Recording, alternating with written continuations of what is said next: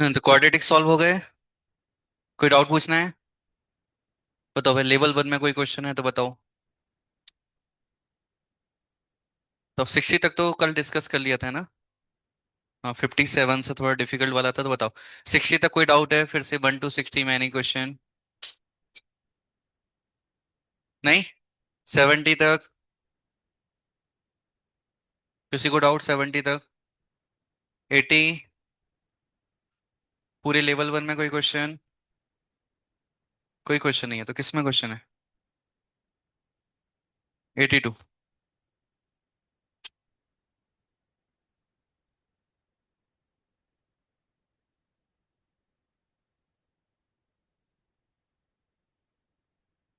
हम्म,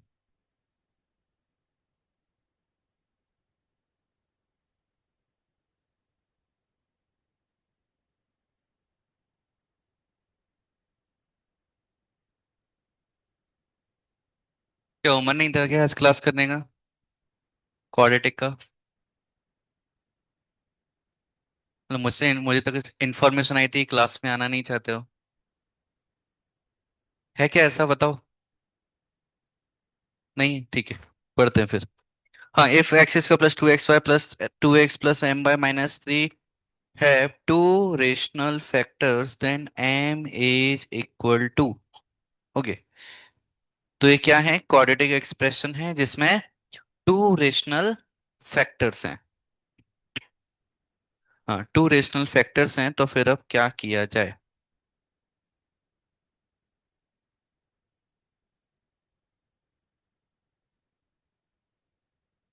अच्छा, rational factor समझ में आता है क्या है? रेशनल फैक्टर्स का क्या मतलब कि प्रोडक्ट के फॉर्म में लिख पाए, है ना। फैक्टर्स मतलब प्रोडक्ट के फॉर्म में लिखना। और वो प्रोडक्ट कैसे होने चाहिए? रेशनल होने चाहिए। सिंपल, ये बात बोली गई है। तो m की वैल्यू हमसे पूछी गई है। इतना सा हमारे पास ये क्वेश्चन है।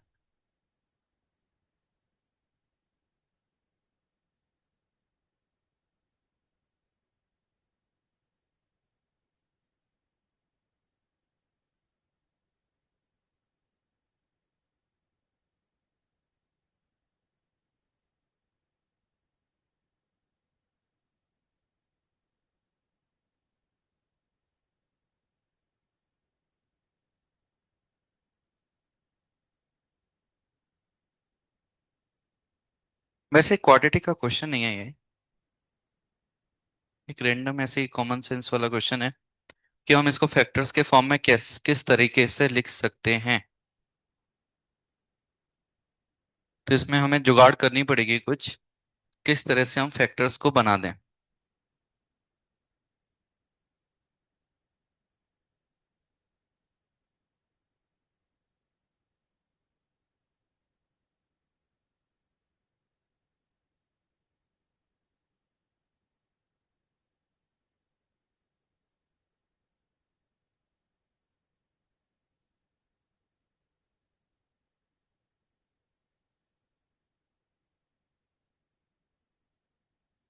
हम्म,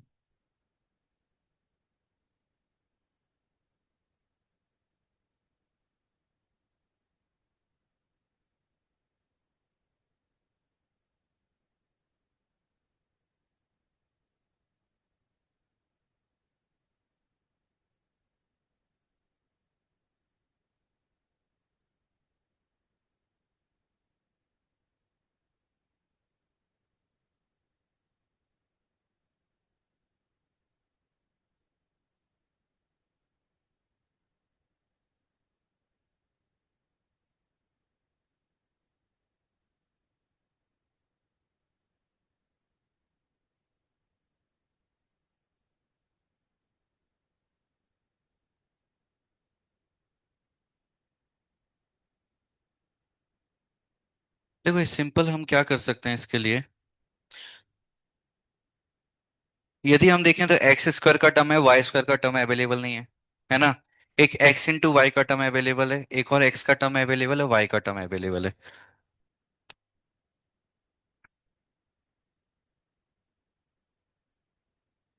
चलो मैं क्वेश्चन लिख लेता हूँ, क्वेश्चन नंबर 82।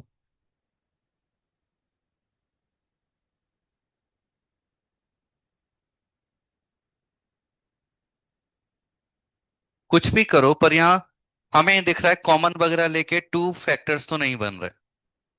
दिख रहे हैं क्या बनते हुए? है ना, इतने आसानी से नहीं बन रहे कॉमन लेते हुए। तो फिर एक अब क्वाड्रेटिक का यूज करना है यदि, तो फिर एक काम कर सकते हैं। मैं क्या चाहता हूँ, दिस इज क्वाड्रेटिक टर्म, तो मैंने इसको एक्स स्क्वायर, यहाँ से क्या कॉमन आ रहा है, 2x कॉमन आ जाएगा, अंदर क्या बचेगा, y+1, यही बचने वाला है, प्लस my-3। ये हम एक क्वाड्रेटिक बोल सकते हैं, इसको क्वाड्रेटिक एक्सप्रेशन बोल सकते हैं कि नहीं? हाँ, ये क्वाड्रेटिक एक्सप्रेशन है, या इसको अच्छे से दिखाने के लिए इसको QX समथिंग बोल दो। एक्स में क्वाड्रेटिक है ना? तो अब ये क्वाड्रेटिक है और इसके ये कैसा होना चाहिए, इसको फैक्टर्स के फॉर्म में लिखना है। फैक्टर्स के फॉर्म में लिखना है मतलब रूट्स होने चाहिए, डिस्क्रिमिनेंट होना चाहिए, वो भी कैसे फैक्टर्स होने चाहिए, रेशनल। रेशनल मतलब रियल होने चाहिए या नहीं, होने चाहिए। तो पहले मैं इसका डी कैलकुलेट करने का प्रयास करूंगा। तो डी क्या होगा, b² - 4 इसी, तो 4 × y+1 whole square -4 AC। A1 है तो यहाँ कितना आ जाएगा, my-3।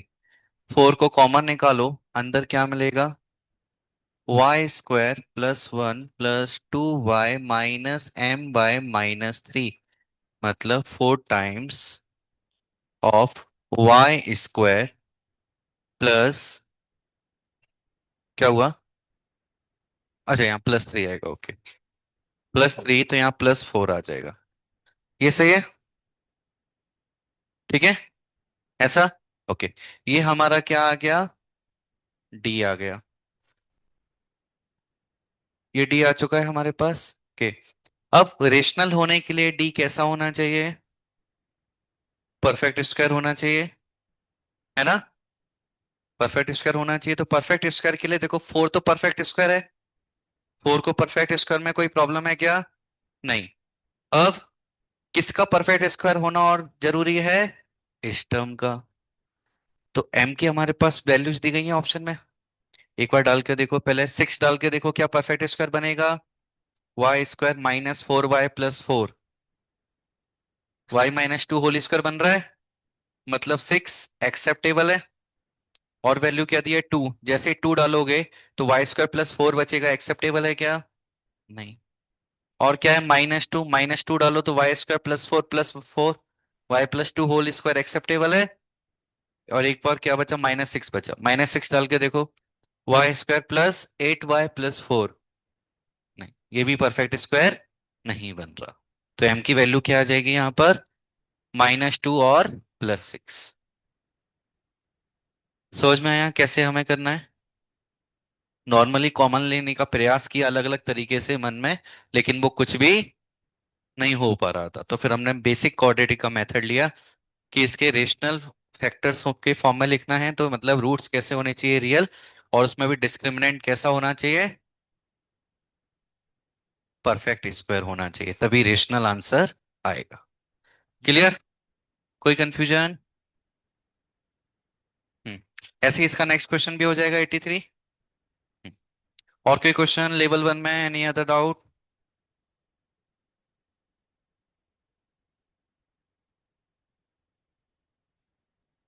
नो,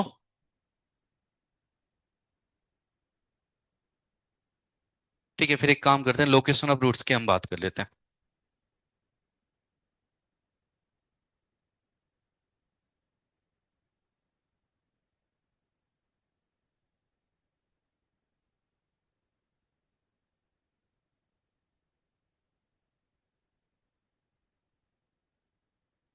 ये पैनल बार बार अपडेट होता है क्या?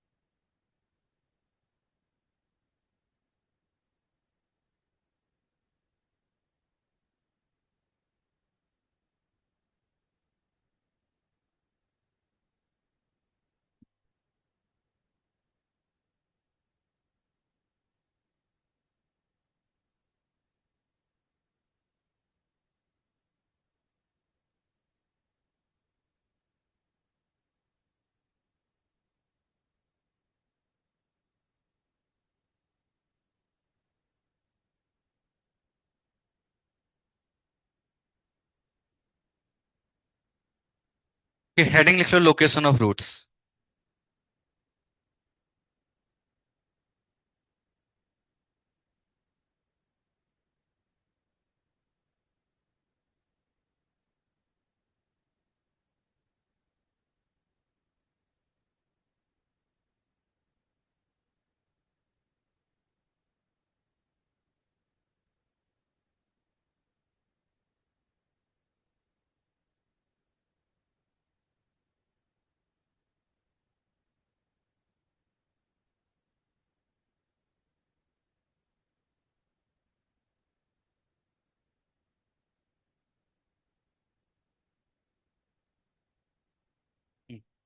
लिख लिया हेडिंग लोकेशन ऑफ रूट्स। इसके लिए कोई कॉन्सेप्ट नहीं है, बस इसकी कैटेगरी क्वेश्चंस हैं, और इन क्वेश्चन से ही हमें समझना है कैसे हम सॉल्व कर सकते हैं। इसका कोई पैटर्न नहीं है, कुछ रट नहीं सकते, याद नहीं कर सकते, क्वेश्चन को देखना होगा, उसी के अकॉर्डिंग ग्राफ बना के कंडीशंस बनानी होंगी। जैसे कि क्वेश्चन पढ़ो, ये सबसे आसान क्वेश्चन है।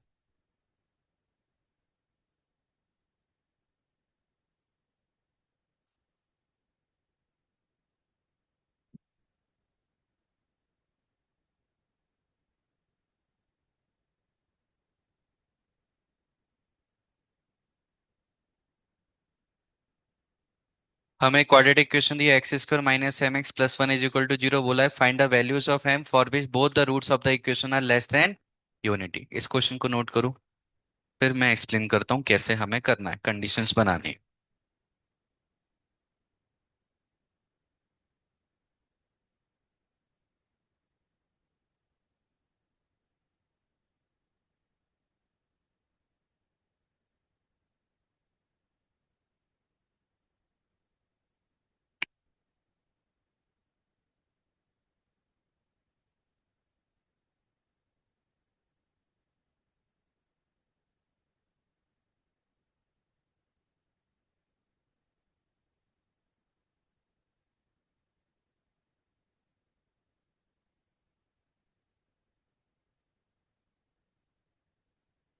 लिख लिया क्वेश्चन? ठीक है।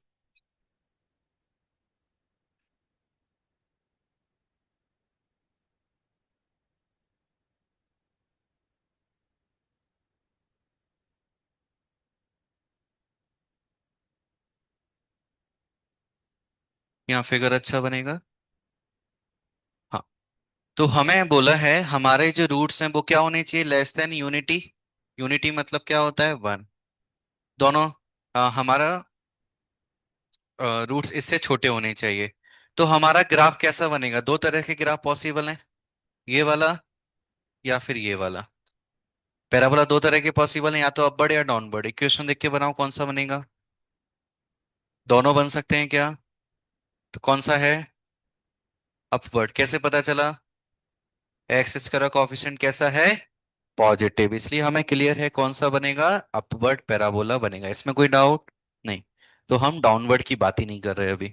ठीक है, डाउनवर्ड वाला मैटर खत्म। अब अपवर्ड बनेगा तो ग्राफ ऐसा होना चाहिए। क्या ये वाला ग्राफ एक्सेप्टेबल है?